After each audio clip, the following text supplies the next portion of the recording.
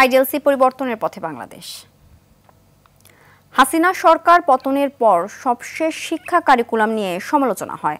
মাত্র ৩ মাসের মধ্যে শিক্ষা মন্ত্রণালয়ের বেঁধে দেয়া সংক্ষিপ্ত সিলেবাসে বার্ষিক পরীক্ষা পদ্ধতি ফেরায় স্বস্তি ফিরেছে শিক্ষাঙ্গনে। বার্ষিক পরীক্ষায় ফেরাকে আশীর্বাদ বলছেন শিক্ষক ও অভিভাবকরা। আরও জানাচ্ছেন শাকিলা করিম। আওয়ামী সরকারের ১৬ বছরে ৩ মন্ত্রীর ২ রকমের শিক্ষা পদ্ধতি চাপিয়ে দেওয়ার ফলে হয়রান হয়ে পড়ে কোমলমতি শিক্ষার্থীরা। ২০২৩ সালে প্রাথমিক ও মাধ্যমিকের ৩ শ্রেণীতে নতুন শিক্ষাক্রমে মুখস্থ বিদ্যার পরিবর্তে বাস্তবমুখী শিক্ষাকে গুরুত্ব দেওয়া হয়। পাল্টে যায় পাঠ্য বই, শ্রেণীকক্ষের পাঠদান ও মূল্যায়ন পদ্ধতি। অভিভাবকদের অভিযোগ, পতিত সরকারের খামখেয়ালি আচরণের কারণে সন্তানরা লেখাপড়ায় বারবার ধাক্কা খেয়েছে।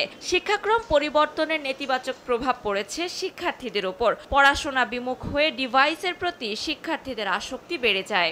আগে কোনো পড়াশোনা ছিল না, বাচ্চারা অ্যাসাইনমেন্ট করতো, বিভিন্ন জিনিস বানাতো, এগুলো নিয়ে কোনো কিছু পড়াশোনার মূল্যায়ন হতো না। একটু চাপ হচ্ছে এখন, কিন্তু বার্ষিক পরীক্ষা দিচ্ছে, পড়াশোনা হচ্ছে, এটাই আমরা চাই। ওটা কোনো পড়ালেখাই ছিল না, ওটা ছিল একটা ঝামেলা আমাদের কাছে। যেমন ডেইলি টাকা খরচ যাইতো, এইটা সেটা কেনো ছেলে মেয়েদের দেওয়া লাগে, আর রাত জেগে কাজগুলো করতো, এগুলো কোনো কাজই আসতো না। কারণ কাগজ কাটা, ফুল বানা, এই করো সেই, ওইগুলো আমার ভাল লাগতো না, আমি পারতাম না। আর এখন একটা কিছু পড়া ধরলে ও বলতে পারে আমি পড়া ধরতে পারতেছি।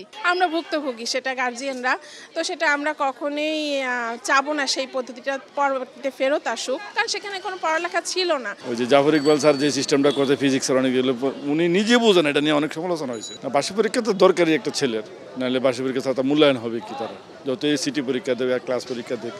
একটি নতুন শিক্ষাক্রমে অভ্যস্ত হতে শিক্ষকদেরই অনেক সময় চলে যায়। একের পর এক নতুন শিক্ষাক্রমের সঙ্গে শিক্ষক ও শিক্ষার্থীদের বাধ্য হয়ে মানিয়ে নিতে হয়। আমাদেরও একটু অস্পষ্টতা ছিল বছরের প্রথম থেকে। ট্রেনিংয়ে গিয়েছিলাম, সেখানেও আমরা অনেক চ্যালেঞ্জের মধ্যে পড়েছি, এবং আমাদের অভিভাবকদেরও এটা নিয়ে বেশ আপত্তি ছিল। এমন পরিস্থিতিতে আগের শিক্ষা ব্যবস্থায় ফিরে যাওয়ার সিদ্ধান্ত নেয় অন্তর্বর্তী সরকার।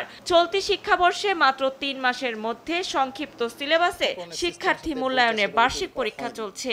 সরকার আমাদেরকে দিয়েছে ২-৩ মাস আগে একটা নির্দেশনা দিয়েছে, মডেল দিয়েছে প্রশ্নের। সেই প্রশ্নের মডেলের আকারে আমরা শিক্ষার্থীদের ক্লাসে শিখিয়েছি। ২০২৫ সালের শুরু থেকে কিছুটা চাপ থাকবে, তবে চ্যালেঞ্জ মোকাবেলার পরিকল্পনা এরই মধ্যে নেওয়া হয়েছে বলে জানান এই শিক্ষক।